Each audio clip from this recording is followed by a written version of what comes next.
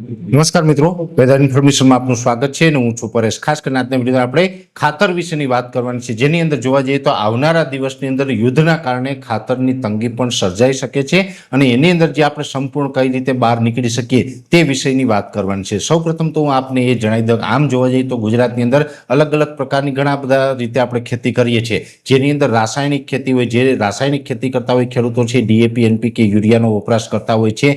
ત્યાર પછી આપણે સેન્દ્રીય ખાતરો જે માર્કેટમાં મળતા હોય એનો પણ ઘણા બધા ખેડૂત વપરાશ કરે છે અને અનેક ખેડૂત ભાઈઓ એવા છે કે જે સંપૂર્ણપણે પ્રાકૃતિક ખેતી કરતા હોય, જે દેશી છાણિયું ખાતર આપણે કમ્પોઝ કરીને વાપરતા હોય છે।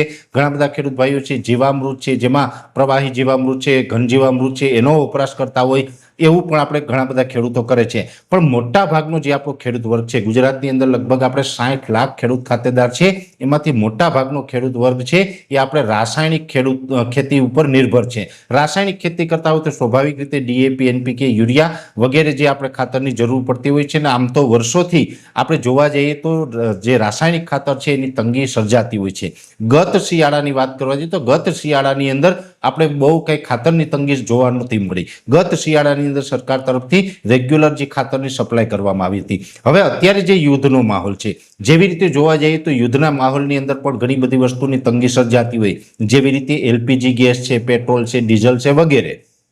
જો કે અત્યારની પરિસ્થિતિ પ્રમાણે જોવા જઈએ તો ગેસ અને પેટ્રોલનો પૂરતો જથ્થો છે, અત્યારે આપણે ક્યાંય તંગી નથી। અને આપણે એક વાત એ પણ છે, ઘણી વખત એવું બને કે ભાઈ યુદ્ધ છે લાંબુ ચાલે તો યુદ્ધને કારણે પેટ્રોલ ડીઝલની તંગી સર્જાય, તો એની અંદર બહુ આપણે બૂમાબૂમ કરવાની પણ જરૂર નથી, કેમ કે આ વસ્તુ છે આપણા હાથની અંદર નથી। અત્યારે સરકાર કોઈ પણ હોય, XYZ અત્યારની હાલની સરકાર હોય, કોઈ બીજી સરકારને બેસાડો, કોઈ પણને બેસાડો, જો યુદ્ધ થાય તો પેટ્રોલ ડીઝલની તંગી સર્જાય, એમાં સરકારો કશું કરી શકતી નથી। પછી આપણે રાજકીય સ્ટન્ટ ઊભા કરવા માટે તેને કોઈ પણ રીતે બૂમાબૂમ કરીએ એ વાત અલગ છે, પણ આની અંદર સરકારો દોષિત હોતી નથી। ભૂતકાળની અંદર એવા પણ કેસ બનેલા છે કે યુદ્ધને કારણે પેટ્રોલ અને ડીઝલનું રેશન કાર્ડના આધારે પણ વિતરણ થયેલું છે આપણા દેશની અંદર, તો આવી પરિસ્થિતિનું પણ નિર્માણ થઈ શકે છે। હવે એવી જ રીતે ખાતરની અંદર છે, ખાતરની અંદર જોવા જઈએ તો રાસાયણિક ખાતર છે એમાં આપણે બહારથી જે આપણે ઇમ્પોર્ટ કરીએ છીએ, જો આ યુદ્ધ લાંબુ ચાલે છે અને યુદ્ધમાં પણ ઘણી વખત એવું બનતું હોય, યુદ્ધ ઘણી વખત જ્યારે પણ ચાલુ થાય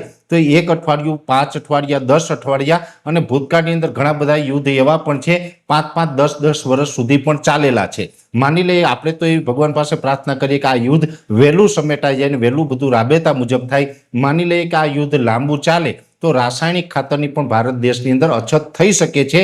એ કેમ કે એ પણ આપણે ઇમ્પોર્ટ ખાતર હોય છે, બહારથી મંગાવતા હોય, તો એની અંદર આપણે અથવા તો સરકાર કોઈ જ કંઈ કરી શકતી નથી અને આપણે એ તંગી સામે ઝઝૂમવાનો વારો આવે છે। એવી રીતે સમજી લઈએ કે રાસાયણિક ખાતર છે એની અંદર પણ આવું થઈ શકે, પણ આપણે ખાસ એટલું ધ્યાન રાખવાનું છે ક્યારેય પણ કોઈ જ વસ્તુની સંગ્રહખોરી ન કરવી। ઘણી વખત અફવાઓને કારણે લોકો છે એ સંગ્રહ કરવાનું ચાલુ કરી દેતા હોય, અને જો સંગ્રહ કરવાનું ચાલુ કરીએ છીએ તો પછી અછત ન થવાની હોય તો પણ અછત ઊભી થઈ જાય છે, બિનજરૂરી ઘણા બધા લોકો છે એ લાઈનમાં ઊભા રહી જતા હોય છે। એટલે આવી રીતના કોઈ પણ ખેડૂત ભાઈઓ અત્યારથી ખાતરની સંગ્રહખોરી ન કરવી એવી દરેક ખેડૂત ભાઈઓને ખાસ અપીલ કરવામાં આવે છે। બીજા નંબરની અંદર જોવા જઈએ તો માની લઈએ કે અત્યારે આપણે જે યુદ્ધ છે એ લાંબુ ચાલે તો પણ અત્યારે જે આપણી પાસે ખાતરનો જથ્થો હોય છે, સરકારનો દાવો છે એ પ્રમાણે આપણે આવનારા સમયમાં હજુ પણ એક સિઝન માટે ખાતરની અછત થાય તેવી શક્યતાઓ નથી। આમ જોવા જઈએ તો અત્યારે આપણે માર્ચ મહિનો હવે પૂર્ણતાના આરે છે, હવે માર્ચ મહિનો પૂર્ણ થયો છે, હવે એપ્રિલ અને મે મહિનો, એમાં પણ મે મહિનાની 15 તારીખ પછી તો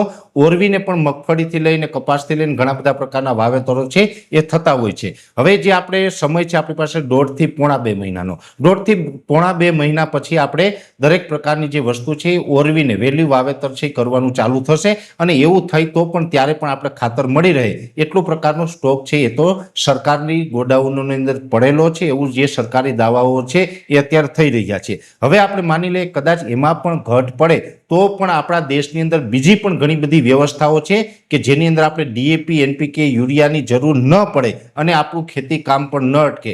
જેની અંદર જોવા જઈએ તો આપણે ઘણા બધા જે ઓર્ગેનિક ખાતરો આવતા હોય છે, સેન્દ્રીય ખાતરો છે, જેની અંદર એરંડી, કરંજ, હાડકાનું દળ છે, લીંબોડીનો ખોળ છે, અલગ અલગ પ્રકારના ખોળના પણ જે ખાતર આવે છે, બીજા પણ જે વર્મી કમ્પોસ્ટથી લઈને અનેક પ્રકારના ખાતરો હોય છે અને બીજા પણ સેન્દ્રીય ખાતરો આવે છે. એટલે આમ જોવા જઈએ તો સેન્દ્રીય ખાતર અને છાણિયા ખાતર છે એ તો રાસાયણિક ખાતર કરતાં પણ ઉત્તમ છે. એટલે આવી તંગી સર્જાય તો કોઈ જ પ્રકારના ખાતરો પાછળ દોટ ન મૂકવી અને આપણે સેન્દ્રીય ખાતરો ઉપર શિફ્ટ થઈ જવું એ પણ આપણા હિતમાં રહેશે. સેન્દ્રીય ખાતર ઉપર શિફ્ટ થશું તો આપણી જમીન પણ સારી થશે અને આપણું ઉત્પાદન પણ વધી શકે છે. એટલે આપણા માટે તો બેનિફિટ એ પણ છે કે આપણે વધારેમાં વધારે સેન્દ્રીય ખાતર ઉપર શિફ્ટ થઈએ. અને આમ પણ અમે તો વર્ષોથી આપણે અપીલ કરતા આવ્યા છે કે રાસાયણિક ખાતર છે એનો વપરાશ ઘટાડો અથવા તો બંધ કરો. અત્યારે પણ જે આપણે રાસાયણિક ખાતર વાપરી રહ્યા છે એ આપણે ઓવરડોઝ કરી રહ્યા છીએ, જેને કારણે આપણી જમીનો છે એ ખરાબ થઈ રહી છે. અને આ ખાતરો છે આના ઉપર ઘણી બધી પ્રકારની સબસિડીઓ પણ આપવામાં આવતી હોય છે. હું તો એવું માનું છું કે સરકારે પણ આની અંદર નિયંત્રણ લાવવાની જરૂર છે. સરકારે એવું નિયંત્રણ લાવવાની જરૂર છે કે 1 એકરની અંદર ડોઝ ફિક્સ કરી દેવો જોઈએ કે 1 એકરની અંદર દાખલા તરીકે 35 થી 45 કિલો વાપરવાનું છે.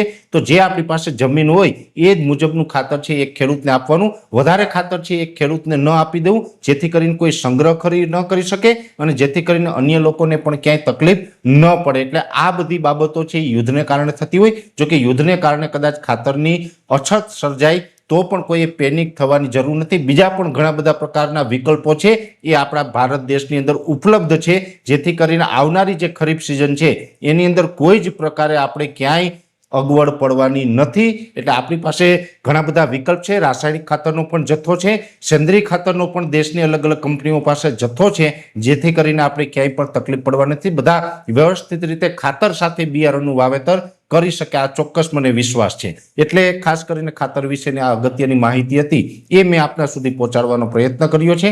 વિશેષ માહિતી છે નેક્સ્ટ વિડીયોમાં આપવામાં આવશે. અત્યારે આ વિડીયોની અંદર એટલું. અંતમાં દરેક મિત્રોને વિનંતી રહેશે વિડીયોને લાઈક આપીને દરેક ગ્રુપમાં શેર કરી દેવો. યુટ્યુબ ઉપર જોઈ રહ્યા હોય તો ચેનલને સબસ્ક્રાઇબ કરજો અને ફેસબુક પેજને ફોલો કરજો. નમસ્કાર.